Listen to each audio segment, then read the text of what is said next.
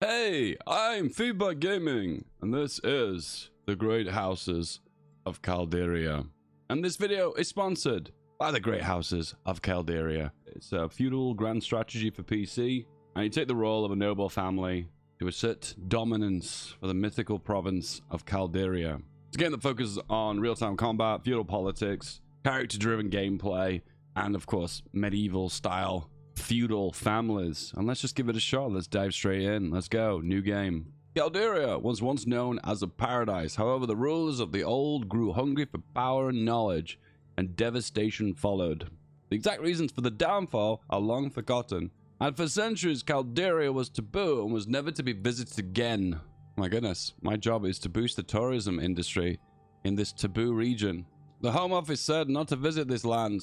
We must restore the reputation of it so tourists revisit. I'm joking.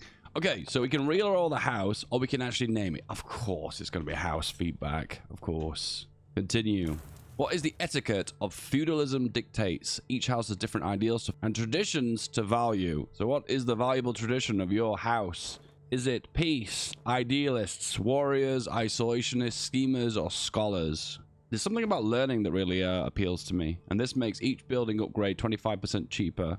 I am kind of leaning towards warriors because we kind of want to see a battle, right? But no, we'll go with scholars because I'm feeling it. That's what I'm going for. And it looks like these are the main members of the family for the house. So the actual head of the house is Milady. We can customize this individual. Oh, nice, beautiful long locks with a lovely background. All right, we'll call the head of the house feedback. I believe this potentially is a son. Another son. Well, actually, they're not sons because they're all 40 years of age. Interesting. And of course, you can see here they can customize the character with lots of assets already in the game. I want to go with the standard ones for now. My number one rule of playing RPGs is don't get too carried away with the character creator. It's fun. You've got lots of options, but I'm here to play the game. All right, this is good for now. And we get to select our house as well, our crest. Yeah, I like the line. Can we get like maybe a cross? Get the stripy lines though. That's kind of cool. Icon color will also be red, white, and the background will be white as well. The front will be an orange maybe, or a pink. Oh, that looks so good. Oh, the rabbit. But I suppose it's focused on learning, isn't it? So what would be a learning icon? Oh, there's something about the wheat. I don't know why. This just appeals to me somehow. I don't know. Maybe we need a picture of a book.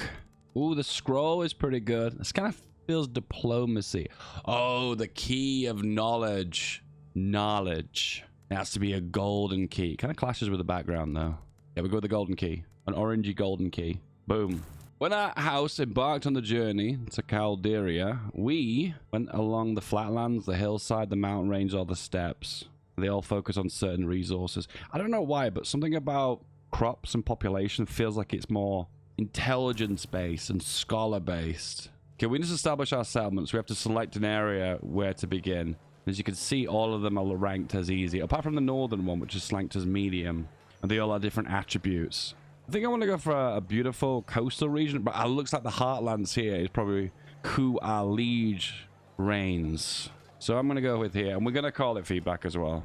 House feedback, ruled by feedback, and the land of feedback. How big-headed of me to name my dynasty, my country, and my realm after myself. Right.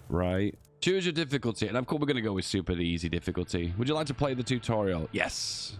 So the members of the house are on the left here. Your fiefdom is here. And of course, your liege is in this region, the countess of this said region. So that is my liege. Oh, but there's a duke. Okay, so there's the baron to the north and then the duke. I presume the duke is above me. And there are 4 dukes in this region. So with the hierarchy of feudalism. And the viceroy rules over Calderia, the emperor himself. Okay, so it is an empire with 4 dukes. With counts underneath it. Right, and this button is the home button. Leads back home. All right, we're learning. This is my fiefdom. You can view it. First number is your population. Second is your population cap. Click on the farmers. Each farmer assigned to the possession increased productivity. Total production per day is shown here. Okay, so we're losing production. These panels show what is required to produce the resources as well as the resources currently consumed. So workers 3, wages 1.5, and the overall production. Right, okay. Drag and drop the workers from other professions to farmers until your production of crops is positive. So right now it's minus. So if we pull one from masons onto farmers, it will go to 0.3, but we need one more. I don't like this. Freeholders. Freeloaders on my time? I don't think so. So he's going to be moved up to a farm as well. And now we're making a positive 5.1 crops per day. Perfect. Your population grows according to the happiness of your workers. This represents happiness. 5 workers, -1 happiness. City growth, -5. That's not good. You may assign your family members to oversee professions. Production and happiness are the most important factors in the beginning. These are measured by diplomacy and military skills of the overseer. Drag and drop the portrait of one of the family members to oversee the farmers. So I'm going to grab feedback and drag her onto the farmers. And this does 2 things. It doesn't change the output, but it makes them go from unhappy to content. Ah, the serfs are content. That is the highest amount of happiness they will ever get. Ah, the amount of all your resources are here. The surplus and deficit per day indicate by the small numbers. Of course. An exclamation mark means we're having a problem. Click back. It says we have initial objectives to assign an overseer, which we have done. Good diplomacy relations are important. Send an official visit to your overlord to improve their relations. Okay, fair enough. So we click that. We click diplomacy. Official visit. Then we grab one of our members on official visit. Delegate a supervisor, which is going to be me. And diplomacy is the biggest factor that can play a part in diplomacy, which is the first one. It's the book with the seal. And then we say who we want to visit. I presume we want to visit the head of the household for that house. So we select Milady and then hit continue. Send a delegation visit to another fiefdom to improve relations with that said house. Send! And of course, the game is a grand strategy, so you get to pause and also speed up the game with these said instructions. Cool, so I can unpause now. And you can actually see feedback, the head of the house, the Baroness of feedback themselves going to my liege, the Count. So I am a Baron. Ah, okay. So if anyone's not aware, it goes Baron, Count, Duke, then King or Emperor, depending on whatever system it is. My understanding is you very rarely see kings and emperors ruling at the same time. It's usually he goes straight from Duke to either Emperor to King. All right, so we're making an official visit and we're going to construct a building now. Okay, so how do we do that? So I'm going to presume we're going to click on here and click view. So this is our main barony. We hit build, continue to build. Something's already been built. Oh, these are what have already been built. Okay. Hammer can be built immediately. The red hammer indicates that you don't have enough resources to build that said building. Okay. And the lock indicates you do not have the upgrade ability to do that. Fair enough. And they have various effects on your said country. So we're going to click on this. And this allows us to unlock archers. Can't build because you've not got the requirements. And the requirements is materials and wealth. I presume wealth is this one in the top right. The gold. And the hammers is materials. Okay, that's cool. So we just have to kind of wait then, I suppose. I suppose what we could do is reallocate resources to gather more. Because masons are what's generating materials. So what I could do is move this guy here. And now we're generating 2.5 materials.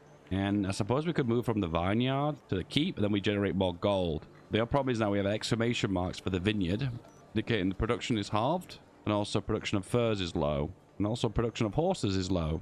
Production important. Okay, let's just dip back right now. Have a little play around and just see what we do. Okay, the official visit has begun. Most interactions between other families are presented with events. The events happen to the person on the left, so this is me. The skill between 10 and 12 is average. 18 is superb. Traits can affect the events you get. Fair enough. And this shows the actual relations between the houses. Cool. Personal relations and house relations. Ah, so there could be 2 house members that get really along, like Romeo and Juliet, but the houses despise each other. And you're going to choose an objective. Are you going to gather intel, discussions, or having a good time? Okay, we'll gather information. And I can see the relations between the characters has gone up, as well as the relations between the houses. This was a recent visit, giving +5 relations. Wow. Hit objectives. This is the end of the tutorial. Feel free to browse your current and future objectives to set an idea what you could try to achieve next. I see. So because I assigned an overseer and made an official visit, or started constructing a building, my initial growth is unlocked. And then therefore I can actually set more long-term objectives depending on the path you want to go for. There's 3 paths. There's the isolation winning path, the main winning path, and then also the scholarly winning path. So it seems like science, maybe domination, and then isolationism. You never thought what isolationism would be a goal, would it? The end goal of this one is to be the king in the region. This one is to keep the empire intact or make it independent. Oh, okay. Equal to the old ones. Unlocks 100 schools of wisdom. Knowledge. All right, and now we're actually playing the game for real. So the date's in the bottom right here, and we are currently playing. So I'm going to pause. Now I'm going to zoom back. Do you know what? That transition from the map to a more detailed terrain map actually is kind of pretty. Calderia is not the whole thing, right? It's just this region. And this is the Duke that reigns in this said territory. Right, I've arrived back home now. And if I click on the region and view it, I can set me as an overseer for these said regions, as I was doing before. And all this does is it doesn't increase production, but it improves happiness. Oh, but this one does increase output. That's really interesting. So I'll assign you here. I'll assign you here. I presume they're always going to be doing jobs, right? It kind of seems counterproductive not to. However, assigning him here makes them more unhappy. And also damages income. So why? Have they got some kind of traits that are harming their ability to do a good job? Maybe their stats aren't very good. Darling, idiot, and stubborn. Stormy, you are not very good. I'm going to assign you to the keep regardless, and this is going to improve happiness. I'm presuming if you get extra happiness, you're going to get more production. I don't know, my brain just says that's the case naturally. Okay, let's whack up to 5 speed and see where we go from here. An overloaded wagon. Oh, so these are events. Helena strolls through the vibrant market square, relishing the sun-soaked day. Screams and a loud crash shatter the market's harmony, erupting a short distance away. Helena's curiosity propels her towards the chaos without delay. Observe the crash, leave quietly. Okay, let's observe the crash. She has gained the trait absent-minded. Your mind wanders and you often forget things. Kind of relatable. A lesson in negotiations. Feedback passes by a group of youths attending a lecture about the negotiations, etiquette, and tactics. Oh my goodness, that doesn't sound very fun. Do I agree to the tutorial of etiquette or decline politely? Okay. So this is a little tutorial on negotiations. So you got a choice here. I either go for improved diplomacy or improved military. So I can prioritize this one or I'll go next. So it looks like I have to assign companions on what I'm going to be doing, and it looks like depending on what I assign can depend on the stats I'm going to get. I'm just going to go for the 2 that have got the best stats. 1 and then 2. Confirm negotiations. Let's go. Different topics of negotiations are fought on 1 to 3 negotiation fields. It plays like a little mini game. We also have additional special abilities. So this represents them and this represents us. So I'm going to assign them in these said regions. I'm going to go. And it actually happens in real time too. Interesting. Yeah, this is kind of hard to imagine in your head, but this is actually how the negotiation system works. We're claiming the opposite side here, and it looks like they've got a HP bar. That one's been knocked out. I'm going to move this one here, and that means they're both going to attack in this said region, right? And by the looks of things, it looks like I've lost on the right side. And on the left side, it looks like I'm about to lose as well. But as they come on the battlefield, I can bring them back on and then fight again. It looks like it's like a capture the region style mechanic. And as you can see, they capture individual regions. And I lost. They get +1 diplomacy and +1 military. Oh, and this representing the mini game for +1 diplomacy, and this representing the mini game for +1 military. Ah, I get it. I get it. Trial by fire, the best way to learn. Here we have an official visit. It appears to be this gentleman. If I click on the map, I can actually see where they're from. And they're from more of a western region. They paid a visit to us. We have an option what we're going to end up doing. Collective diplomacy. Compare diplomacy on the economy. Okay, let's go with the top one. And the net result of this is a gain to relations for the families and then a small relations boost for the visit between feedback and the other head of the house. Okay. So it does seem like visiting people is the #1 tool to build relations. Another event. Middle-aged. Happy birthday, feedback is now middle-aged. Man, that really stings. I'm 36? I'm younger in this game than I am in real life. I'm considered middle-aged. Okay, I guess it is the Middle Ages. Let's not forget that. Man, that really hurt, actually. I actually feel middle-aged now. Oh, my goodness. Okay, is it actually possible to go to war? I mean, that's what I really want to do, because that's going to be the most fun, right? So war is here. Military. I can actually declare war for certain regions, but you can't declare war because your relations are too good. So we could humiliate, vassalize, or claim their title. Relations must be below 85, must have a tight claim on their title, and must have a lower rank. Of course, because I can't claim something below me, I can only go for an above tile, I presume. So I can't declare on a baron, I can only declare on a count. Is that the way it works? You're investigating an accident. More likely, an act of a foreign spy. Keep an eye on for more clues. Try to find the perpetrator. Hire someone for the investigation. intrigue and spies is definitely a backbone mechanic in this game. The Ghost of Feedback. At the dinner, Father told a compelling story about the Ghost of Feedback. The ghost is said to be an ancient ruler of the Calderia who now haunts Feedback because it is built upon the ruins of this castle. In the middle of the night, you wake up with a weird dragging sound in the room. The ghost! Explore the noise. And you raise a candle and you see nothing, just heavy curtains swaying in the light. And you go back to bed. I gained +1 military for that, though. Am I brave? So one of the concerns with these kind of games is it's really quite difficult to know what to do. But what they've done here is added the winning conditions here, so you can kind of follow a path that the game chooses. But then when you, of course, master the mechanics, you can kind of do what you please. So we can make a trade and send a court member. Send a court member. So I presume we're going to do a diplomacy. So it does say here, for diplomacy, we have the courtship. Sending a courtship delegation means starting a discussion of joining two families in an alliance via marriage. If the family agrees, the marriage between the unmarried characters may be beneficial. Arranged marriage delegation becomes available. Let's do it. So who are we going to marry? So it's going to be Stormy marrying Clara. Naive, gullible, and poised. Where I'm a darling, idiot, stubborn. What a match made in heaven. All right, let's do that now. So we're actually arranging an arranged marriage. Arrange an arrangement. Okay, I'm arriving now. Boom. Bad omens. Stormy has arrived in court, and a day of arriving, a blackbird was found dead on the windowsill. Is this a bad omen? How should Stormy dispel such beliefs? Appeal to logic, make a favorable interpretation. Assume that omen is not about you. Well, this individual is gullible. I'm going to go make a favorable interpretation. I think that worked. Stormy explains that the black bird signifies how one shouldn't give power to fears and doubts. Testament to confidence. And this improved relations between the two by 15. Okay, I guess we're staying here now and continuing the courtship. With our next objective as well is also to make a trade. So we can do that next as well. Can we actually send someone over? Diplomacy. We'll say court member. No. Wardship. We can't do an official visit because we already have someone here. So we just have to wait. Let's go to 3 speed. And now the official visit is here. We've arrived for the visit and talks enthusiastically about increasing cooperation between the families. Yes. How will they proceed? Discuss ways of improving the relationship. And it hurt the relations between the houses, but the relations to the people increased. Ooh, these two really dislike each other. Okay, getting a marriage between these two families is starting to look less likely. Stormy has been courting Isabella. Clara Isabella, am I saying that right?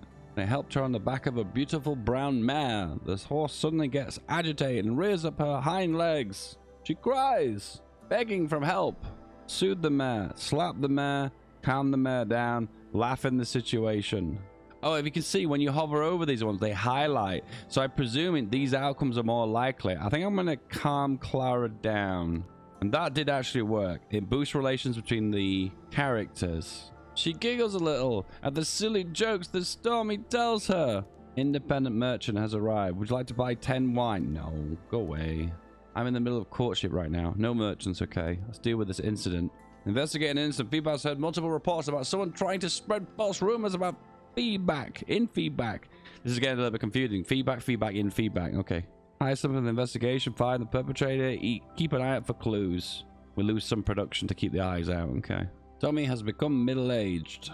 So apparently they show that they've courted now and they are lovers. But how do I take that one step further and get them married? Diplomacy, court member. Oh, I can actually select who I see. I thought I had to select a certain one. Okay, that's interesting. All right, okay. So trade route. So can we form a trade route between the two?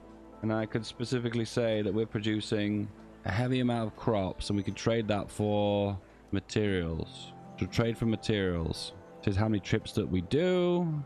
I presume we have to assign someone to this role. This is seen as a balanced role. So this is what we're buying and this is what we're selling. So 53 wheat for 30 tools. We could trade gold for tools. I mean, it actually is materials this, so it's going to be like wood and stone. So they're not willing to do a trade unless it's at least 100 gold. Okay, so we do 100 gold. This is what it equates to. So we need 10 trade. Buyer is skeptical. So I can assign the family member that's going to oversee this trade. Oh, they're not willing to trade materials because they have plans for it. Ah, okay. Has plans for livestock. What about grapes? They can't honor that deal. So we kind of need to see what they're producing. Oh, here we go. We actually have a good one now. So we can actually send this and they're willing to accept it. And this is the least that they'll take for it. So 96 gold for 8 horses over 5 trips, 55 days. So let's send that and let's see what we do. Oh, so this is the proposal. Oh, we've not even met them yet, but we know they'll accept. Trade delegation has begun. So it doesn't look like the trade is certain right now. Remind them of our reputation. We love each other, right? And that's actually severely dampened our relations. The delegation heads home empty-handed. Stormy will remember this belittle for a long time. Okay, so that deal did not bear fruit. Okay, I'll try someone else. Let's go to this baron instead then. So trade route, we do the same thing again. We'll just offer money, gold, and then we're going to get what they want. We have plans for crops, so we can't let them have crops. What about grapes? Need to be 100 gold to make it worth their while. They want more gold. A little bit more. There we go. We can send. So it's gold for wine. I presume this is wine. It's grape. It actually says grapes, so I presume it turns into wine eventually. It'll be over 5 trips. Okay, let's try this one then. Please do not upset anyone, please.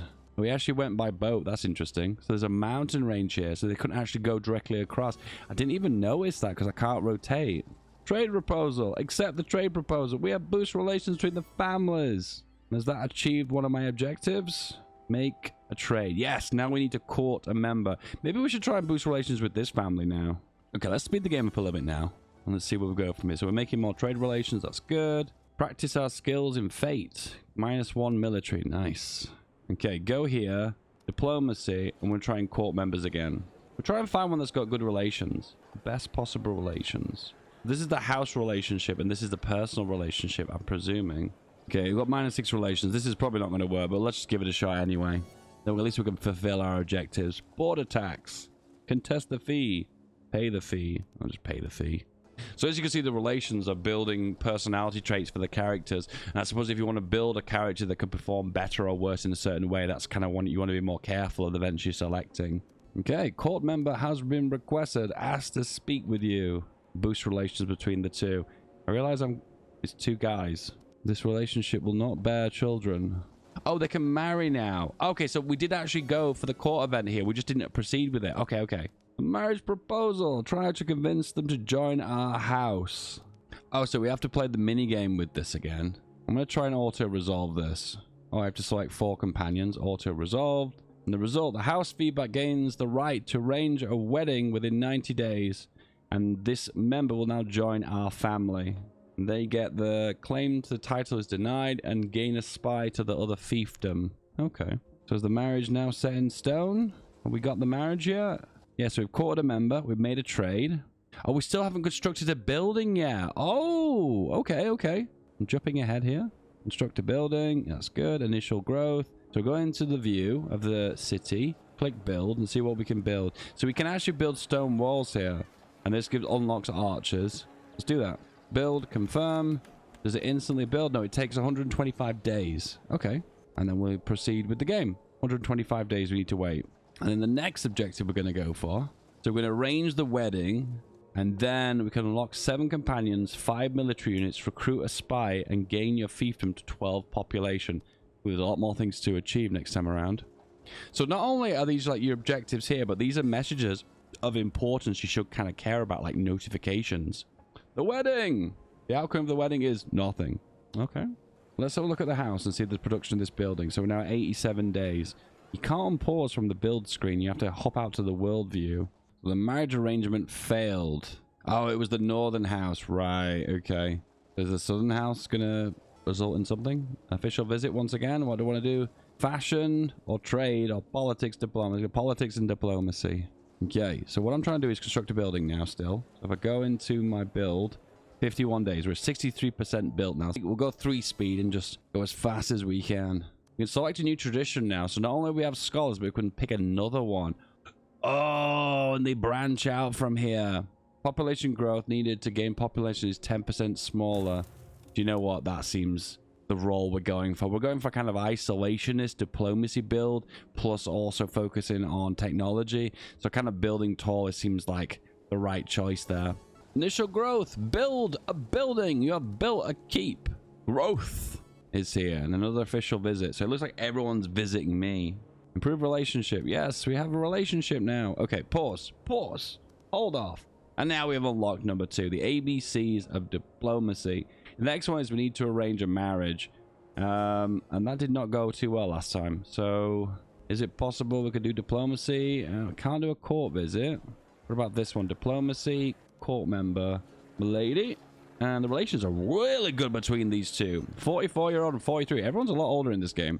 And then you can see the setting on the ship here and setting to this said location. Squires in training. There we go. Courted someone and we proposed a marriage. And it has unlocked, even though we've not got the bottom one. Maybe after we don't have to do all of them. Propose marriage, arrange a wedding. Presume those are different ones or they're not the same, are they?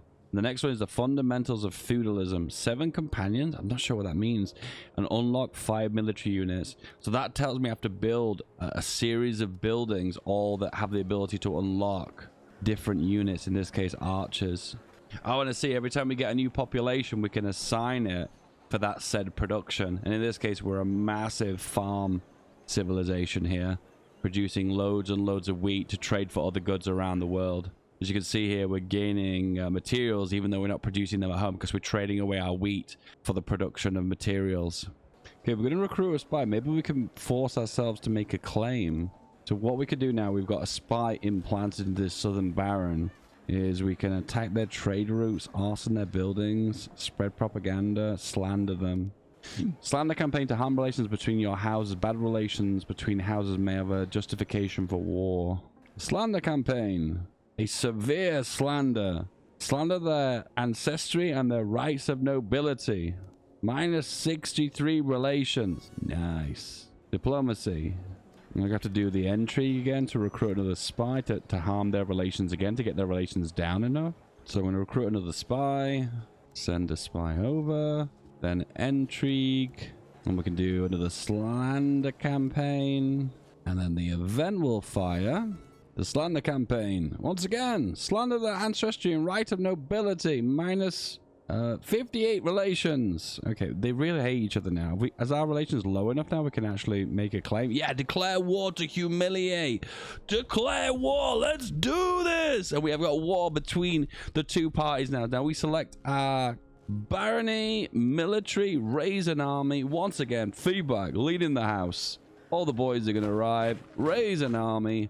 Let's go. So are they going to send an army to us, or do we have to send an army to them? And I don't think we can go by an ocean route. I think we have to go by land, do we? Start a siege. Yeah, we have to go by land. So we go here and it says here, start a siege. We have to go the long route around the mountain range. This is the worst enemy to declare war on. The one that we can't physically move an army across. Do you know what? It kind of makes sense in a way, you know? Because armies are so unbelievably huge. Well, a fleet big enough to put that army on is going to be difficult. So they did have an army. They left here, and it consisted of, I presume, 12 minus 9. So their army is bigger than us. The armies have met. The army of 9 and the army of 12 has clashed. Our army is under power, but there is a chance of victory. Charge. So it looks like we have to play another mini game. So we either do a river crossing, a flank, or attack in the forest. Let's do a river crossing. And I have to select, in this case, the troops I'm going to use. I'm presuming I'm going to use all of them, right? Oh, I've only selected one unit. Oh, okay. Well, I suppose we select all the units, I guess. There's no turning back now. Start the military conflict. And it's the same thing again. It's like a little mini game with each flank of what we're going to win. This is actually kind of cool. I like this. So depending on the units that I select and initiate are the ones that are going to initially engage. Once again, we've got it on auto move. And I could just engage them immediately. But we have some reserves here that we can use. Depending who's winning and who's losing, I can reassign them and put them back into battle. So these represent each of the flanks for the battles. The river crossing, the flank, and the forest. And it does look like we're absolutely getting decimated because, as you can see, they've got better numbers than us. So we've lost the forest. The flank maneuver is not going very well. And then the river crossing is looking pretty mixed as well. Yeah, guys, I don't think this is going very well. Yep, the river crossing is lost. And every single flank has fallen. And we have lost our peasant militia, 2 of our archers, 2 of our pole axes, 2 of our cavalry, and feedback. The leader of the house has been wounded. And we only have a peasant militia and a pole axer that has survived. Our army was well and truly decimated. They did have a numbers advantage though. I will give them that.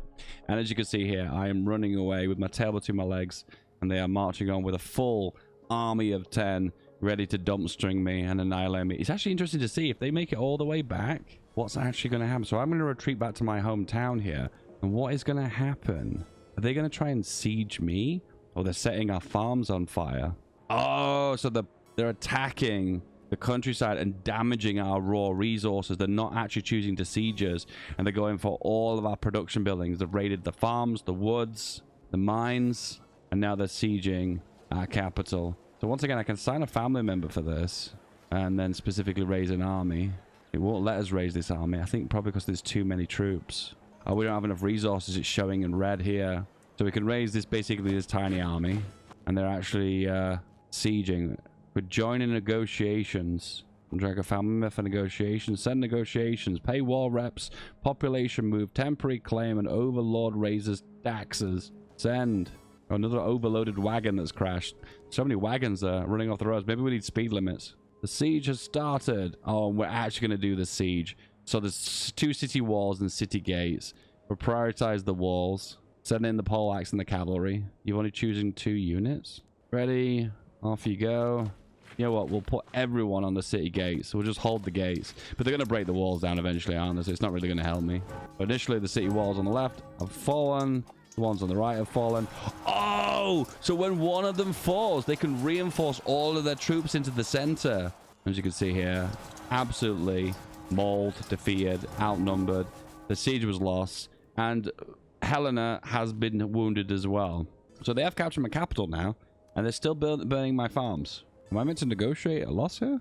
No? No? The armies arrived in my fiefdom. Soon battle will ensue. They took my capital. There is no battle. The fight for the battle begins. We'll auto-resolve this battle. So you don't have to fight the battles if you don't want. You can auto-resolve them. In this case, we get absolutely mauled. I'm curious to see what they're going to try and do now. They just keep raiding me. Peace negotiations begin.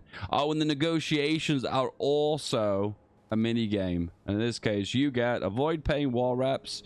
Claim to title is denied, and population will not be moved. And they get nothing. Wow. Well, to say what we lost, economically a lot. 2 of our family members got wounded. Our army got, as I said, decimated. The fact that we came out of this with kind of a white peace is pretty great, to be fair. So his ability to negotiate in the peace conference by using the little mini games as well, which is actually kind of cool now I think about it. This is the Great Houses of Calderia. If you want to play this game, the link is in the description, and it is available on Steam, and you can buy it. Click the link in the description. Apart from that, lads, hope you have an awesome day, and I'll see you guys next time. Bye bye.